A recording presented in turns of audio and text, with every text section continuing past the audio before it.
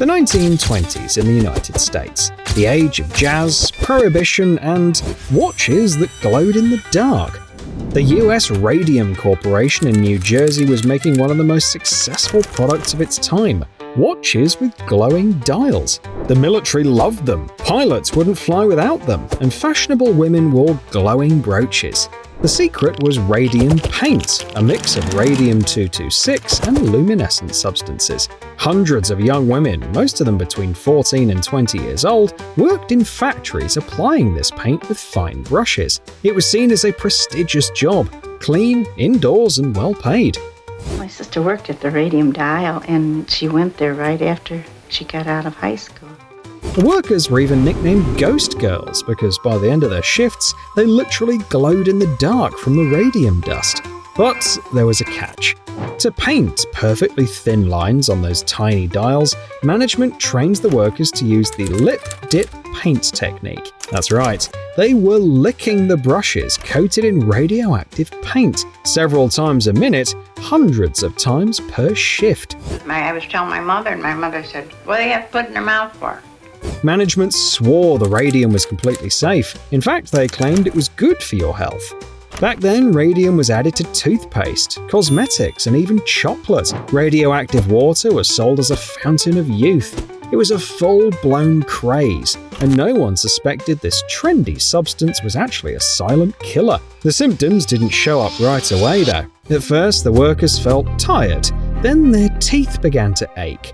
They went to the dentist, had their teeth pulled, but the wounds wouldn't heal. To make matters worse, their jawbones started to glow and break down. Some of the women literally lost their jaws.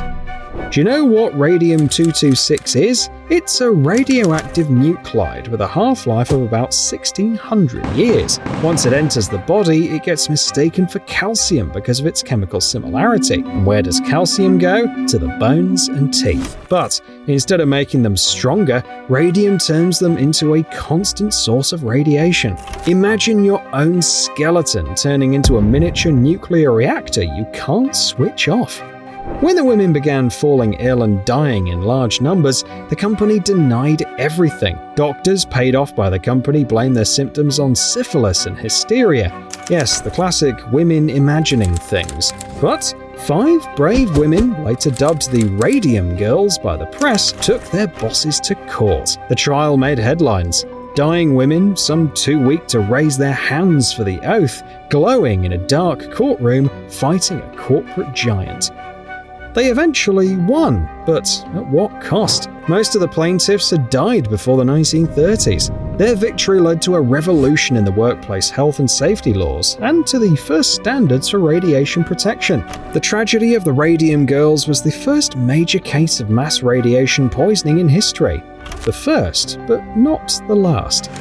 Now let's fast forward 2 decades. World War II is over, the world has entered the nuclear age, and scientists are beginning to experiment with forces they don't fully understand. May the 21st, 1946. Los Alamos National Laboratory, the birthplace of the atomic bomb. Canadian physicist Louis Slotin is conducting an experiment that would be considered reckless by any modern standard. On the table in front of him are 2 plutonium-239 hemispheres weighing a combined 6.2 kilograms, almost enough fissile material to start a self-sustaining chain reaction. Slotin is holding the top hemisphere with one hand and using an ordinary screwdriver in the other. That screwdriver is the only thing keeping the 2 halves of a potential nuclear bomb apart. Slowly, he brings them closer together, watching the Geiger counters. The closer they get, the more intense the reaction. It's like performing a stunt at the edge of a cliff, blindfolded. Besides Slotin, there are 7 other people in the room. They're watching what Richard Feynman once described as tickling the sleeping dragon's tail. So now we tickle the tail of the dragon. Okay, let's tickle it. At some points, the screwdriver slips and the 2 halves touch. A flash of blue light briefly fills the room. The air has been ionized by a burst of neutrons. The Geiger counters spike and fall silent, overwhelmed by radiation. Slotin instinctively pulls the hemispheres apart with his bare hands, halting the reaction. The whole incident lasts less than a second, but it's enough. "Gentlemen, I believe I've just received a fatal dose," Slotin says calmly, turning to his colleagues. He knows exactly what just happened. In a fraction of a second, his body has absorbed around 2100 rem of radiation, the equivalent of 20,000 X-rays. For comparison, the maximum safe annual dose for nuclear plant workers is 5 rem. Slotin, an experienced physicist, immediately begins drawing a diagram on the chalkboard showing where everyone was standing so they can calculate the doses each person received. He knows his own body acted as a human shield. After 9 agonizing days, Louis Slotin dies. The other 7 survive, though some suffer from serious radiation exposure. And here's the most terrifying part. This was the same piece of plutonium that had been prepared for a 3rd atomic bomb to be dropped on Japan. Just 9 months earlier, American physicist Harry Daghlian had died from exposure to this same sphere. That's when it got its nickname, the Demon Core. Twice, this sphere took the lives of scientists trying to control the atom. After Slotin's death, all critical mass experiments were done remotely. No more screwdrivers involved. But that lesson came at a steep price, and this was only the beginning. Because 11 years later, atomic power would show its true nature on a much larger scale on both sides of the Iron Curtain. 1957 would go down in history as the year both the Soviet Union and the United Kingdom experienced the most serious nuclear accidents of the era, almost at the same time. But while the British at least partially acknowledged the incident, the Soviet Union stayed silent for 3 decades. September 29th, 1957, 4:20 a.m. The Mayak chemical plant, located in the closed city of Chelyabinsk 40. In an underground concrete vault, tanks filled with highly radioactive waste were stored. It was a byproduct of plutonium production for Soviet bombs. One of these tanks, a 300 cubic meter steel cylinder, is filled with a nasty mix of radioactive isotopes dissolved in nitric acid. The cooling system had broken down a year earlier. No one had fixed it, and really, who was eager to tinker with radioactive sludge? So, the temperature in the tank kept climbing, water slowly evaporated, salts built up, and a thick, explosive layer of nitrates formed at the bottom. All it needed was a spark, and eventually it got one.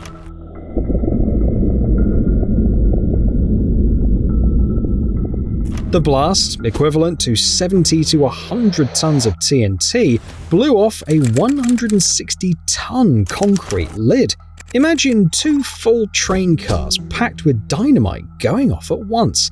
A glowing column of radioactive waste shot a kilometer into the air, lighting up the sky in eerie shades of orange and red. Roughly 20 million curies of radiation were released.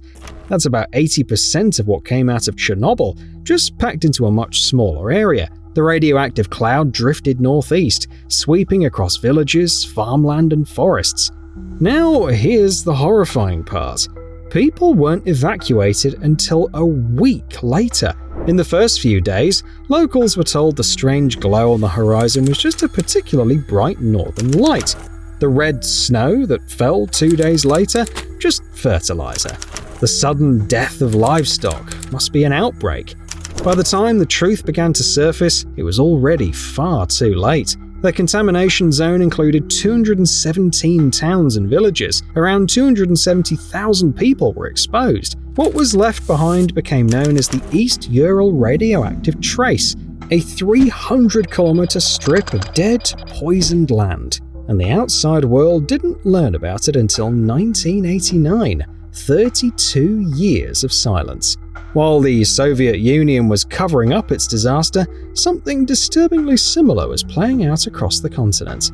October 1957, just 2 weeks after the Kishtim explosion, this time we're in Britain, at the Windscale facility, where plutonium is being produced for the country's expanding nuclear arsenal. Out of nowhere, a fire breaks out in one of the graphite reactors. Now, graphite is essentially ultra-pure carbon, and when carbon catches fire, it burns hot, fast, and is almost impossible to stop, especially when that coal is at the heart of a nuclear reactor.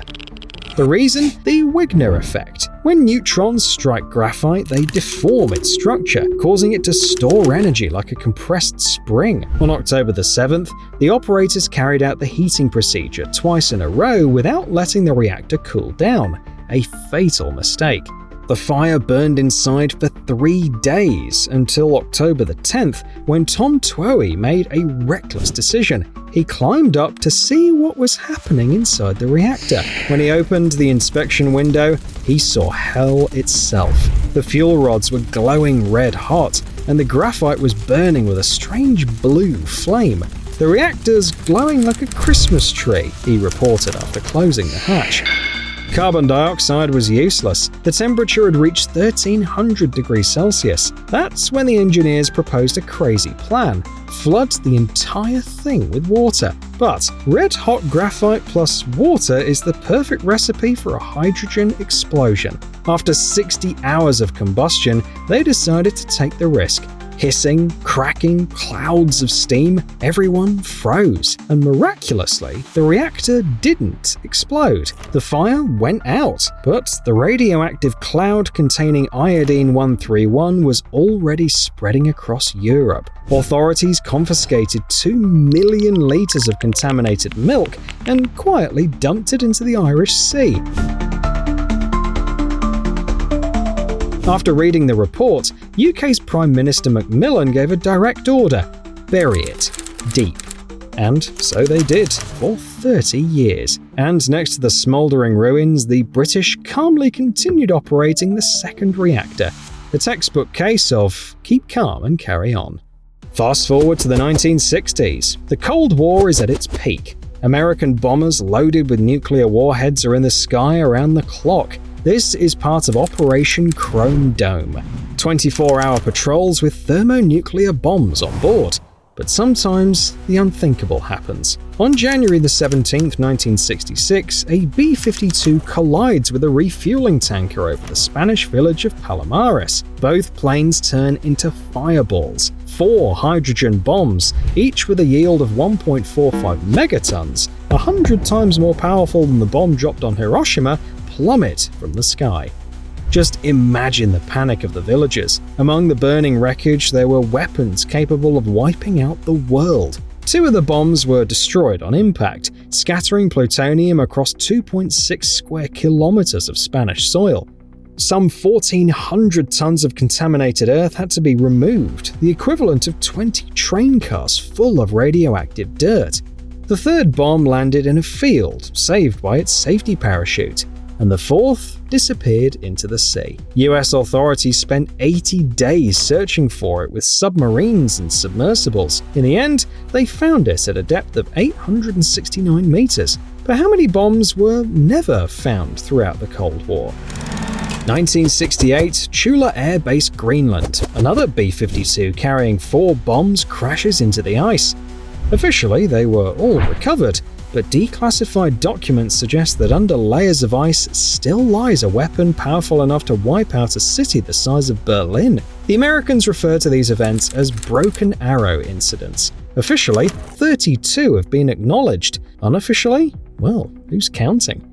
But it wasn't just the military losing control of the atom. March 28, 1979, 4 a.m., 3 Mile Island, Pennsylvania. This story begins with a simple malfunction in the secondary circuit pump. It seemed like a minor issue, but in nuclear energy, there is no such thing as minor.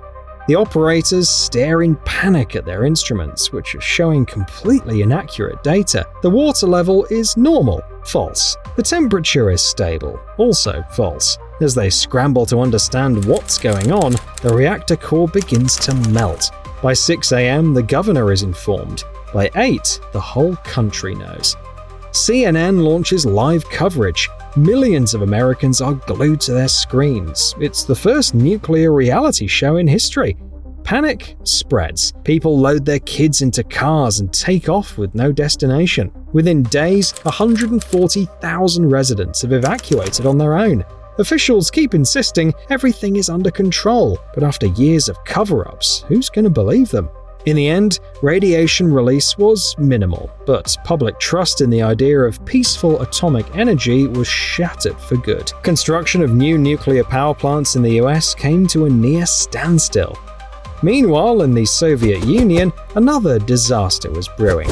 August 10, 1985, Chasma Bay in the Far East. During a reactor refueling on submarine K431, the unthinkable happens. An uncontrolled chain reaction. A thermal explosion equivalent to 10 kilotons blasts the reactor's 12-ton lid into the sky. It's like Hiroshima, only at a naval base. The whole thing is kept under wraps. Those involved in the cleanup are diagnosed with cardiovascular issues, a classic of Soviet medicine. Sometimes disasters strike in the last place you'd expect. In 1980, in the Ukrainian city of Kramatorsk, residents of a 9-story building on Gagarin Street started getting sick. Kids were constantly catching colds. Adults were being diagnosed with leukemia. An investigation uncovered a nightmare. Back in the 70s, a capsule of cesium-137 went missing from a local factory. It somehow ended up in a cement mixer, and that radioactive concrete was used to build the apartment block. For 9 years, families lived inside a radioactive box. In some units, radiation levels were over 1,000 times the safe limit. The building was torn down. Today, there's a memorial plaque where it once stood, but it begs the question, how many other capsules like that were lost across the Soviet Union? 1987, Goiânia, Brazil. At the abandoned Instituto Goiano de Radioterapia, an old piece of mechanical equipment sits rusting. Among the debris is a radiotherapy unit encased in lead. Inside it is a cesium-137 source, once used to save the lives of countless cancer patients. On September 13th, 2 scrap collectors, Roberto Alves and Wagner Pereira, enter the building. The heavy lead cylinder looks valuable. They load it onto a cart and start opening it on the way home. In the backyard, with a hammer and a screwdriver, they finally manage to break through the shielding. Inside it is a strange capsule, and within that, magic. A bluish powder glows in the dark with an eerie light. A real miracle, they think. Roberto takes it to a local scrapyard owner, Diver Ferreira, who is thrilled. He's never seen anything like it. That evening, he invites friends and relatives to admire it. They hand out the glowing dust to anyone curious enough to want some. Diver's 6-year-old niece, Lyda das Neves Ferreira, plays with the luminous powder, drawing patterns on her skin. Her grandmother, Marie Gabriela Abreu, sprinkles it on food. It's so shiny and sparkly. One enterprising young man even tries to sell it as magic powder. 2 weeks later, everyone starts vomiting. They develop burns, their hair falls out. Doctors assume it's some tropical illness, until Diver's wife, Maria Gabriela Ferreira, brings the remains of the glowing dust to the hospital in a plastic bag. "This is killing my family," she says. Panic, evacuations, dosimetrists in protective suits, 249 people exposed. 4 die in agony, including little Lyda. Entire neighborhoods are bulldozed, and 3,500 cubic meters of radioactive soil must be removed. All of it sparked by a moment of curiosity. So, now you know, if something glows on its own, it's best not to touch it. January 3rd, 1961, 9:01 p.m. Idaho, a nuclear testing site in the middle of the desert. Inside a garage-sized building sits the SL-1 reactor. The military had plans to build several of these for bases from Alaska to Antarctica. 3 men are inside: 27-year-old McKinley, 26-year-old Legg, and 22-year-old Burns. They're performing routine maintenance after the holidays. The center control rod needs to be lifted 10 centimeters. But Burns yanks it up like a stuck zipper, abruptly with force. The rod shoots up 50 centimeters, 5 times more than it should have. In just 4 milliseconds, the water inside the reactor turns into steam. The steam explosion is so powerful, it launches the 13-ton reactor into the air like the lid of a boiling kettle. And the rod in Burns' hands, it blasts upward like a bullet, impaling Legg and pinning him to the ceiling. McKinley survived for 2 hours, but the radiation dose was lethal. Burns died instantly. All 3 were buried in lead-lined coffins. The most contaminated body parts were treated as nuclear waste and buried separately. And that's how a single control rod killed 3 men. To this day, no one knows whether it was an accident or if Burns did it on purpose. Now, this story might sound insane, but it really happened. In 1963, at the Urta Bulak gas field in the Karakum Desert of Uzbekistan, a gas blowout occurred during drilling at a depth of 2,450 meters. A powerful jet of gas burst out with the roar of a jet engine. Then it caught fire. The result was a flame more than 100 meters high, taller than a 30-story building, burning day and night. Temperatures at the center reached 1,500 degrees Celsius. The sand around the world turned into glass. In a radius of a kilometer, everything was scorched. The roar of the flames could be heard 15 kilometers away. For 3 years, yes, 3 whole years, the USSR's top firefighting teams tried to put it out. They poured in water, but it evaporated before touching the fire. They injected clay to no effect. They detonated dynamite nearby, but the torch didn't even flicker. Every single day, 12 million cubic meters of gas were consumed, enough to heat a city the size of Houston. Then, one scientist made a suggestion. Let's detonate a nuclear bomb underneath it.